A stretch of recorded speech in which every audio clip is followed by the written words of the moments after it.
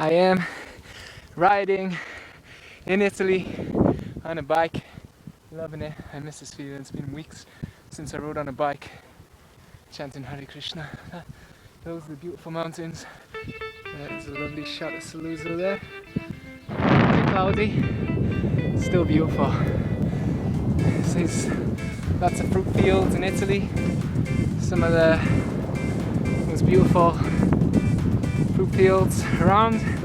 Very tasty, very offerable. There's the sun. Just so pretty, eh?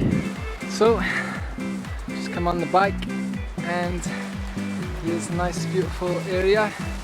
We're right near the foot of the mountains. This is the Alps by there.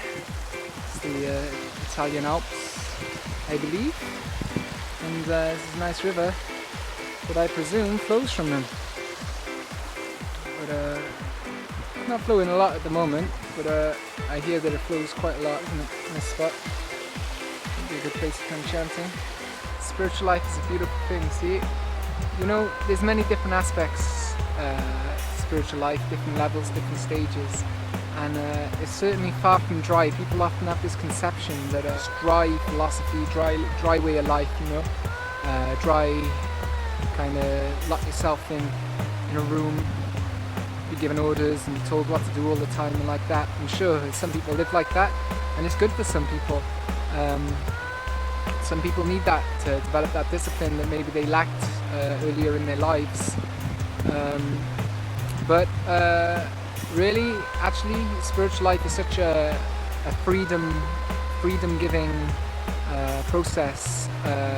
It really, I've never felt freer. The more spiritually aware, the more I become purified, let's say, the more free I feel.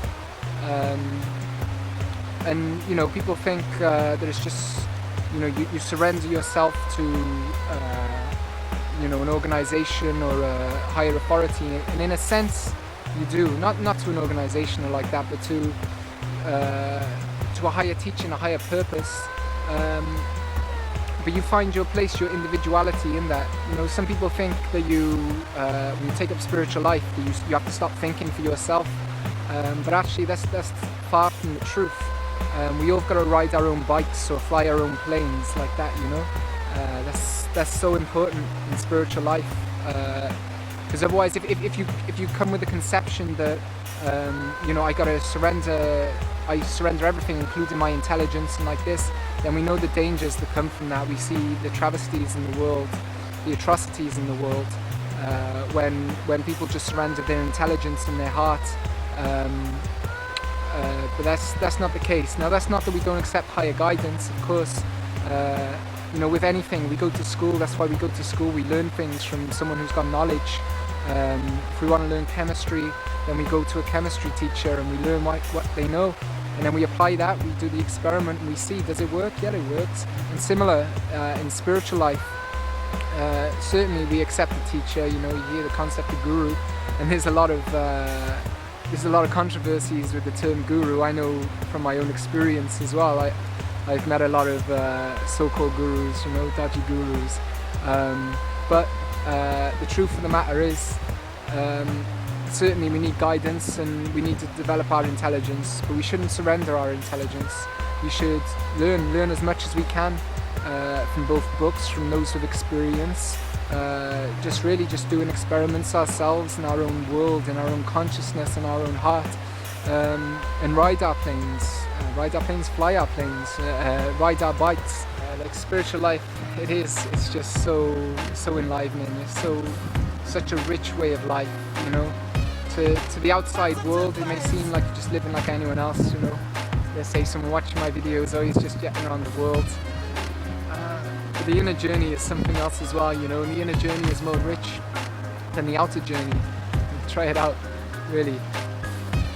Get in your plane, get on your bike, ride, fly, learn, you know.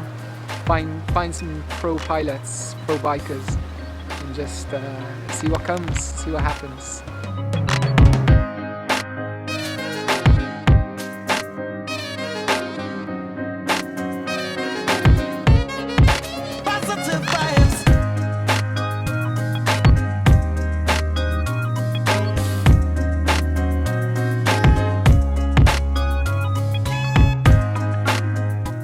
never know what's going to happen.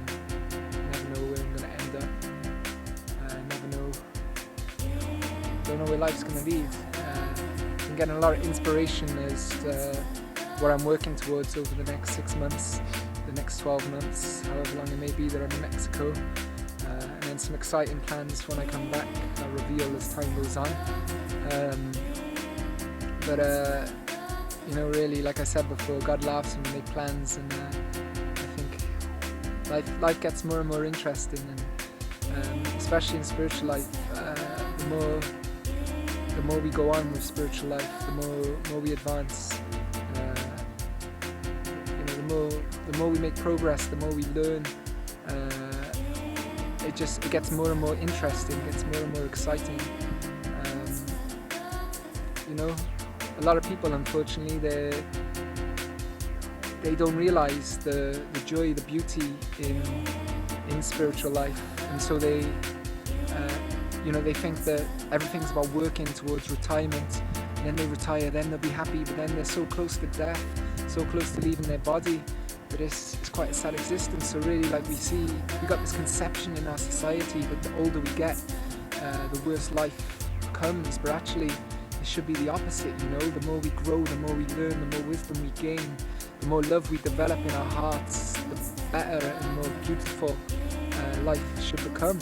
And that's the way it should be, and that's the way it will be when our consciousness is right, when our hearts are right, like that, when we're developing in the right way. But we gotta make that decision, each and every one of us, for ourselves. There's no program that a government can instill.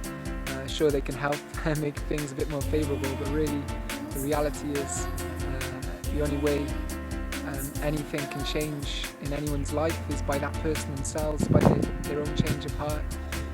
We can offer knowledge, we can offer guidance, we can receive guidance for ourselves, but we gotta do the work. We gotta make those steps, and it's worth it. It's totally worth it. Life becomes more and more beautiful. So yeah,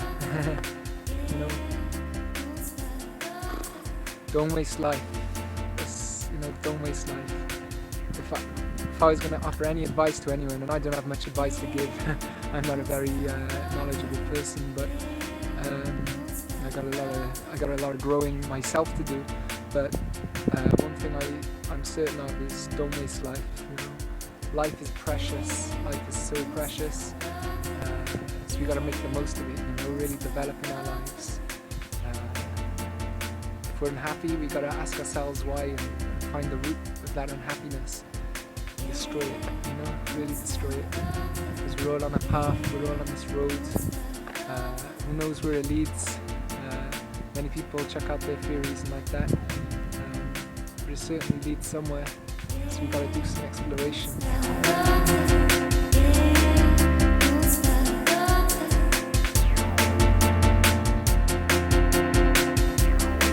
After some hardcore traveling, finally arrived